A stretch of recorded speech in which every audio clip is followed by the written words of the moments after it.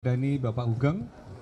Sesuai dengan kegiatannya, maka ada tokoh-tokoh yang kita undang pada hari ini untuk menjadi pembicara. Ada Bang Susani, Komisi 3, ada Mas Vito, Ketua Panitia, ada Bu Pungki, ada Mas Kiki, yang semuanya intinya adalah untuk bisa membangun kepolisian lebih baik ke depan. Kita membutuhkan figur-figur Pak Hugeng dengan Hugeng-Hugeng yang baru, sehingga kita menginginkan bahwa polisi ke depan semakin dipercaya oleh masyarakat dengan tampilan-tampilan ketauladanan, dengan tampilan-tampilan kebaikan-kebaikan dari si kepolisian, baik kebaikan dari bidang profesionalisme bertindak dan bekerja, kebaikan dalam kepemimpinan maupun kebaikan dalam etika dan ketauladanan dalam melaksanakan tugas. Untuk itu nanti silakan yang mau ditanyakan langsung sama sumbernya, ada ketua panitia dan ada tokoh-tokoh yang menjadi bagian dari narasumber serta kepanitiaan tentang Hugeng Award. Terima kasih. Ada pertanyaan, kawan-kawan? Oh, Pak Sul, monggo sampaikan tentang. Ya, terima kasih teman-teman media yang saya banggakan. Ya, hari ini di Humas Polri bersama-sama dengan Detikkom saya kira menyelenggarakan diskusi publik terkait dengan pemberian Hugeng Award untuk tahun 2023. Tadi sudah disampaikan akan ada 5 kategori, lebih banyak 2 kategori dari tahun sebelumnya. Nah, bagi saya khususnya atau bagi kami yang menjadi mitra polisi di DPR ya sebagai anggota Komisi 3, kami melihat bahwa Hugeng Award ini menjadi forum dan sarana yang baik untuk menyeimbangkan. Sebab kan selama ini yang ada di ruang publik, tapi ini bukan hal yang salah ya, bahkan hal yang harus kita dorong, harus kita tingkatkan, yaitu ruang kritis terhadap Polri ya. Polri memang harus kita kritisi, harus kita awasi terus-menerus ya setiap hari ya. Tetapi kita juga melihat karena sesungguhnya ya pada anggota-anggota Polri yang lebih dari 400.000 itu juga banyak sosok-sosok yang baik ya. Saya sendiri punya keyakinan ya, polisi yang baik itu jauh lebih banyak daripada polisi nakal ya. Nah, ketika kemudian polisi-polisi yang baik itu antara lain ya punya integritas, kemudian punya dedikasi yang luar biasa yang kami istilahkan sebagai beyond the duty call ya, melebihi panggilan tugasnya ya di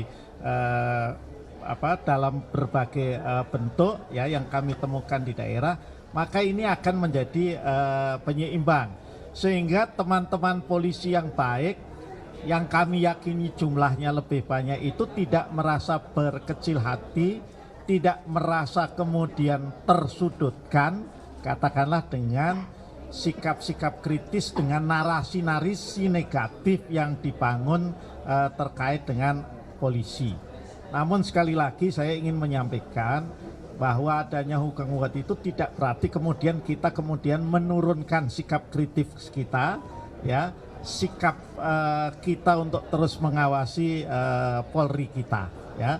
Nah, mudah-mudahan ini akan menjadi sebuah balance, sebuah keseimbangan ke depan bahwa polisi yang jelek, polisi yang salah ditindak, tapi polisi yang baik, polisi yang dedikatif, yang berintegritas itu kita apresiasi. Saya kira itu yang ingin saya sampaikan barangkali mewakili kami yang ada di Komisi 3. Makasih. Terima kasih banyak. Selamat siang kawan-kawan media sekalian. Kami melihat Hugeng Award ini adalah merupakan bagian dari upaya untuk melanjutkan reformasi kultural Polri. Jadi kami melihat ini sejalan dengan teladan Bapak Hugeng, almarhum Jenderal Hugeng selaku Kapolri yang memberikan contoh-contoh teladan untuk polisi jujur, kemudian polisi berani, polisi berdedikasi tinggi, termasuk juga polisi dengan gaya hidup yang sederhana. Jadi dengan adanya Hugeng Award ini, masyarakat dapat berpartisipasi dengan memberikan masukan-masukan kepada institusi Polri bahwa masih ada ternyata dari 450.000 Polri yang tersebar di seluruh tanah air ya, anggota-anggota Polri ini ternyata sesuai dengan harapan dari masyarakat. Nah, oleh karena itu Kompolnas sendiri selaku lembaga yang ditunjuk untuk mengawasi Polri, ini kami juga merasa sangat terbantu karena dengan adanya Hugeng Award, maka polisi-polisi dari Sabang sampai Merauke, dari Miangas sampai Rote, ini kami bisa ketahui dari masukan-masukan masyarakat. Nah, kami berharap bantuan dari masyarakat semuanya, termasuk dari kawan-kawan media. Detik mengumumkan ada 15 ya, yang kemarin juga kami dari Dewan Pakar sudah memilih masing-masing kategori ada 3 orang. Nah, nanti kami berharap masukan-masukannya dari 3 orang tersebut kali 5 berarti ada 15. Mudah-mudahan nantinya pada waktunya akan kami pilih 1 nama yang terbaik gitu ya, dikalikan 5 berarti ada 5 nama, dan ini akan kita umumkan pada saat pengumuman Hugeng Award gitu ya. Nah, dan juga bisa menjadi semangat bagi yang lain, anggota-anggota polisi yang lain yang belum didaftarkan oleh masyarakat. Mudah-mudahan dengan adanya Hugeng Award ini bisa berkiprah dengan lebih baik, sehingga tahun depan kemungkinan akan bisa menjadi nominasi dari Hugeng Award ini. Ini merupakan bagian dari kita bersama-sama untuk dapat melaksanakan reformasi kultural Polri dengan sebaik-baiknya demi mendapatkan polisi-polisi yang sesuai dengan harapan masyarakat yang menjadi mandat reformasi. Terima kasih.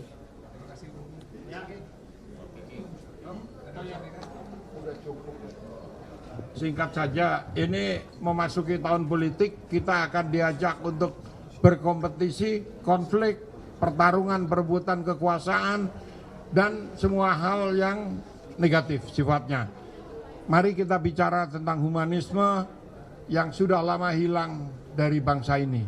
Kita bicara mengenai polisi yang humanis, kita bicara mengenai orang-orang, sosok-sosok siapapun dia yang humanis yang kita perlukan ke depan. Terima kasih. Saja ini minta bantuan teman-teman media sekalian. Proses seleksi selanjutnya 15 orang dari 5 kategori, masing-masing kategori itu ada 3 orang itu akan diseleksi. Nah, proses seleksinya itu kita kembalikan lagi kepada publik, jadi publik yang melakukan pengujian.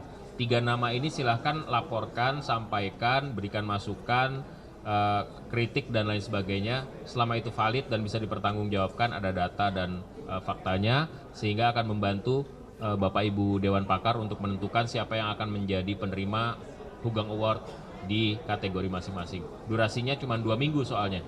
Tanggal 8 Juni kita sudah bersidang pleno terakhir untuk memutuskan dari tiap kategori itu pemenang dari Hugeng Award itu siapa. Jadi Windowsnya dari tanggal 17 sampai tanggal 31 publik memberikan masukan dari 15 nama yang sudah kami launch atau kami declare kepada publik untuk dinilai. Itu aja, terima kasih teman-teman.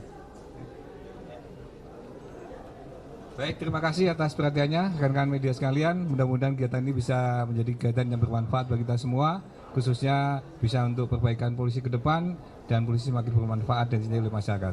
Terima kasih. Wassalamualaikum warahmatullahi wabarakatuh.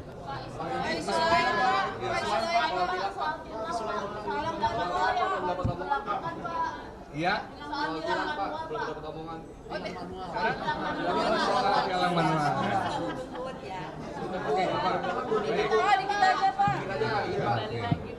Baik, terima kasih rekan-rekan sekalian. Memang banyak yang WA sama saya dan setahu saya sudah balas satu persatu. Tapi mungkin kalau ada yang belum saya jawab, saya minta maaf. Tentang tilang manual, memang sudah ada surat dari Bapak Kakor Lantas untuk diterapkan kembali atas hasil evaluasi beberapa waktu yang lalu, mengingat tidak semua daerah itu sudah tercover dengan ETLE. Kemudian ada beberapa kejadian yang menimpa masyarakat, khususnya masalah kecelakaan lalu lintas, terjadi karena melanggar peraturan lalu lintas yang tidak tercover ETLE tadi. Misalnya ada yang boncengan 3, kemudian tidak menggunakan helm. Kecelakaan-kecelakaan itu seolah-olah terjadi di depan mata petugas tapi tidak bisa diapa-apain. Karena apa? Karena tidak tercover sama ETLE. Bahkan ada budaya-budaya masyarakat baru karena menggunakan tilangnya elektronik atau ditilang dengan ETLE tadi, maka banyak sekali yang plat nomor kendaraannya dilipat. Ataupun ada juga yang plat nomornya dicopot.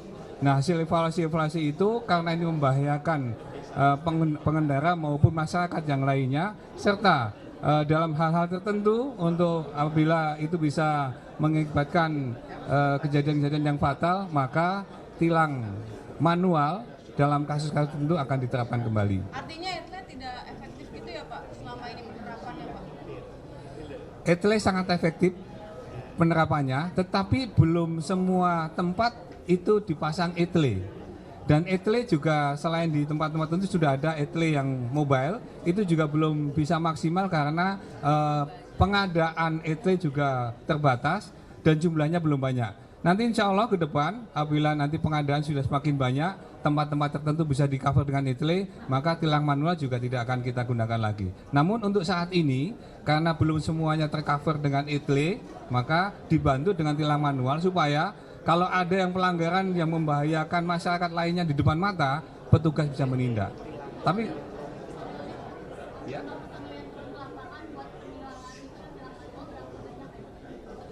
petugas lalu lintas yang sudah tersertifikasi maka boleh menindak. Tapi kalau belum tersertifikasi akan dievaluasi untuk tidak menindak. Jadi petugas-petugas itulah yang nanti akan dimajukan di masyarakat.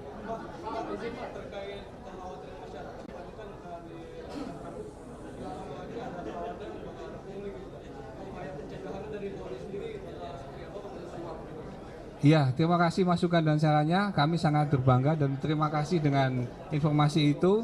Justru dengan adanya tempat-tempat tertentu yang belum tercover dengan ETLE, maka ditindaklanjuti dengan tilang manual. Apabila ada kemungkinan pelanggaran lalu lintas ataupun petugas yang melanggar ataupun terjadi penyalahgunaan wewenang, kami mohon bantuan masyarakat semuanya. Tegur kami, awasi kami, koreksi kami agar polisi untuk bisa menjadi lebih baik lagi dalam bekerja dan bermanfaat bagi masyarakat. Khususnya bagi petugas lalu lintas yang bisa di lapangan, sudah banyak diingatkan, sudah banyak dikasih wejangan baik oleh pimpinan, bahkan ada penegasan oleh Pak Kapolri untuk berbuat yang terbaik untuk masyarakat agar kepercayaan masyarakat pada Polri bisa kita tingkatkan dan polisi bisa bermanfaat bagi masyarakat. Pak, boleh update mohon dong Pak terkait dengan OTK Habib Bahar sama Bribtu MK mungkin boleh diupdate Pak? OTK Habib Bahar sama Bribtu MK. Yang Habib Bahar. Baik, untuk yang kejadian itu sedang diklarifikasi karena dari kemarin juga kami juga menunggu untuk hasil visumnya. Hasil visum belum bisa diumumkan, jadi kami belum bisa memastikan bagaimana ceritanya sebenarnya dan apa yang menyebabkan luka-lukanya serta bagaimana informasi lanjutannya. Nanti akan kami sampaikan kalau sudah dicek. Ya, nanti kami cek kembali kalau gitu. Terima kasih ya. Cukup ya. Baik, makasih.